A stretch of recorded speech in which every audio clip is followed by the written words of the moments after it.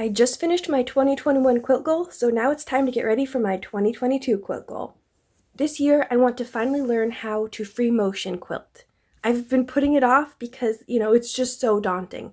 But I want to branch out from the walking foot, and I just can't hand quilt all the quilts that I make.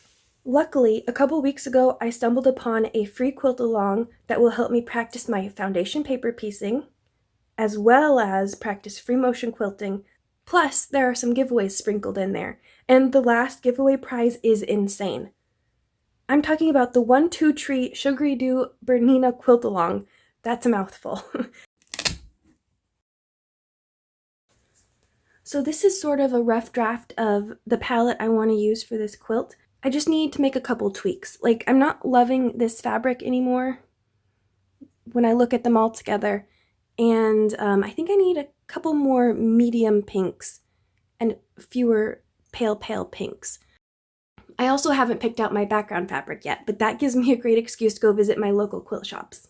As you can see, I've gone a little wild with these pinks. I was thinking that instead of doing leafy trees, I could do cherry blossom trees. I love cherry blossoms. But in the end, I think it might look a little bit more like Horton Hears a Who than dainty cherry blossoms. Either way, it should be fun. I'd also really appreciate your opinions on these heavily patterned / directional fabrics.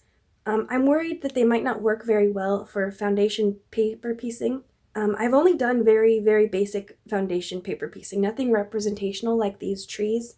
So I'm not sure if these fabrics will distract or confuse the design. So let me know in the comments below.